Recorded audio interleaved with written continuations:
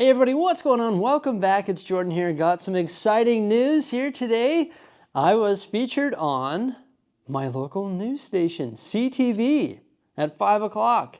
I think it might even have gone national as well, because CTV is Canada's largest news network, and it's actually done by Bell Media.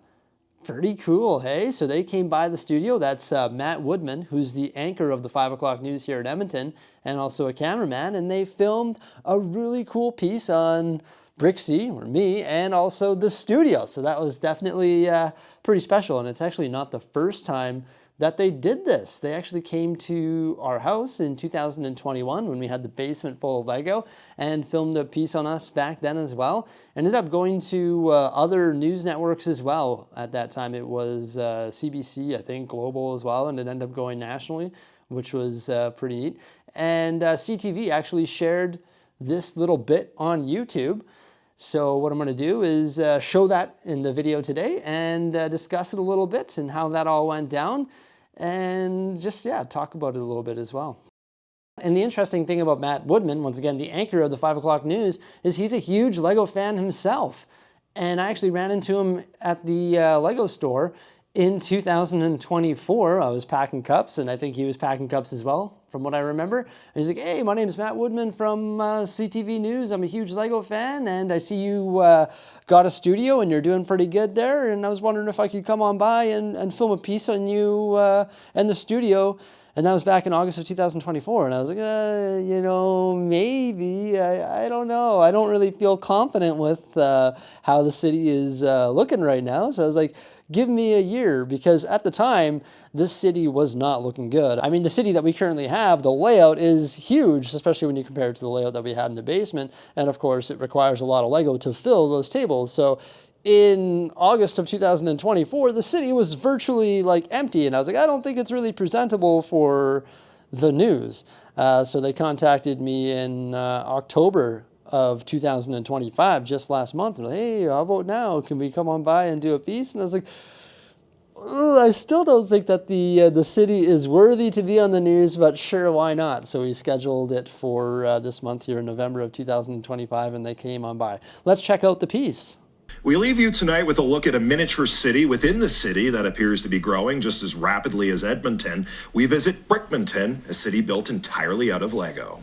This is my Lego room. The first time we met Lego YouTuber Jordan Forsythe, better known as Bricksie, it was 2021.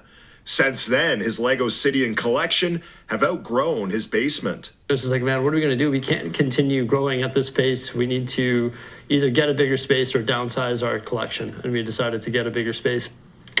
Welcome to the new Brickmonton. I definitely won't be growing out of this place.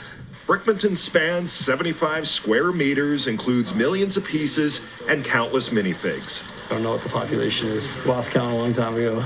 He and his wife started building Lego 10 years ago with a Star Wars set. Since then, their collection has grown to roughly 1,500 sets. It snowballed pretty quickly, and as soon as we bought our first modular building, I knew that one day I would be building a Lego city. He never imagined Brickmonton would take over an entire studio. There's a downtown core, a beach, harbor, and train yard, a campground, zoo, and an amusement park. Going a little fast. And as many details inside as there are out. So all the buildings have an interior, and you can pop the floors apart, take the roofs off. He's managed to turn his passion into a paycheck. His YouTube channel took off in 2020, allowing him and his wife to quit their jobs and focus on Lego full time. It's a closed studio, but you can see everything online.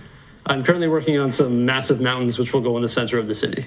He finds building therapeutic, although it can become repetitive, layering brick after brick, but there's always something different to work on, which keeps it fresh. It is so much fun just building Lego every day and making videos about it.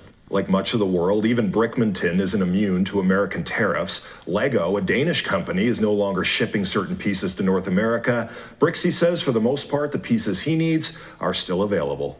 They still have what they call the best sellers available to Canadians, and that's mainly what we use within our city. But for sure, they definitely took a lot of the pieces away off their website. So Bricksie keeps building, and Brickmonton keeps growing. So I really like how they use the old footage from when they came to our place in 2021 and the way they like transitioned it into the current studio. I think that was super cool. It's neat that they hung on to the footage or whatever, just recaptured that footage and integrated it into the news story. That was super special. And I can't believe that it was featured on national news. I mean, I'm just like some small YouTuber who's building a Lego city, but I guess it's pretty cool, right? It's definitely pretty cool, and I'm glad that they came on by. And it seems like the YouTube video that they uploaded on their YouTube channel is taking off, and it looks like there's a lot of people commenting on that video saying, hey, it's Bricksie, and they're obviously viewers of the channel, so thank you so much for that. And a lot of you were commenting on yesterday's video with the mountains as well, saying, hey, I saw you on CTV News. And I haven't done any research to see if that specific like news insert or whatever you want to call it has gone national or if it was just presented on the 5 o'clock news. Now, in the end of it, he mentioned tariffs. So that's a question that he had for me, was the tariffs and how they're affecting the Pick-a-Brick online. He asked me, so I noticed that they're not stocking a lot of the pieces in Canada and the United States for Pick-a-Brick online. It's more so like the standard parts, but I believe most of the best sellers are still available, like I mentioned in the news article there. And he asked me if that affected us here in the studio. And I'm going to tell you that it hasn't really affected us, not because we have an advantage or anything, but because most of the parts that we've been ordering for, say, the mountain structures or anything like that, we can order as best sellers and they're all still available. So Mrs. Bricksie and I haven't really ran into any complications with that. But of course, as you know, as I stated in a video the other day, tariffs between Canada and the United States has definitely affected our business in other ways above and beyond what parts Lego is offering online on their website. For example, when I ship things to the United States, the US customers are now having to pay, I think, a 25% tariff. And also, I ordered some Lego from the United States a couple months ago, and when I received that, I also had to pay, above and beyond shipping and duty that I had already paid, a 25% tariff when I picked up my shipment. So that wasn't ideal. It seems like that was Canada's retaliatory tariff on the United States. So there is a little bit of a tariff war happening between Canada and the United States, and essentially the United States and the entire world, that is affecting small businesses in a big way.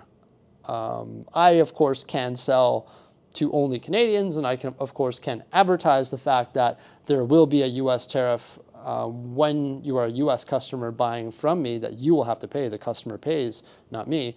But whenever I host auctions, for example, I sell my minifigures or Lego sets starting at $1 for the most part.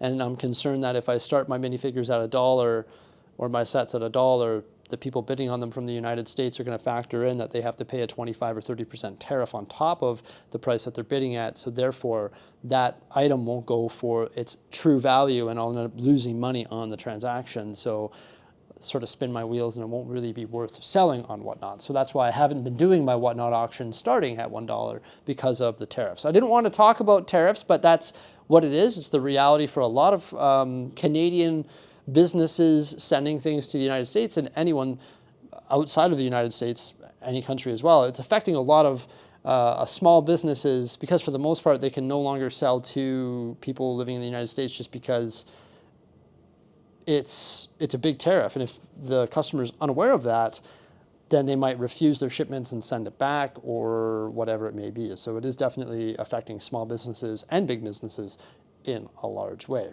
above and beyond the Lego parts that are available on the website. But Matt Woodman, the anchor of the 5 o'clock news, super cool guy, super into Lego. He showed me pictures of his Lego city, and I was sort of taking him around, showing my Lego city off, and they were here for like an hour and a half checking it all out. So it's funny that they were sitting here filming for an hour and a half and setting lights up and doing all that, and it's only like a 2-minute video. It goes to show you how much goes into creating these small pieces of content that are on news channels. You know, they filmed a lot. They filmed 30 minutes of footage or 40 minutes of footage, and it's a 2-minute video. So it's a pretty interesting experience seeing that. But yeah, just wanted to share my excitement about being on the news. Once again, thank you so much, CTV, for coming on by. That was super special, and maybe we'll see them again in another 4 years or something when we fully developed the Lego City. Because since they were here, I finished the base construction for the mountain, and I plan on continuing to work on that today. Thank you so much. Remember to check out that article, or I guess you already just saw it. So either way, thank you so much. Have a great day. Bye for now.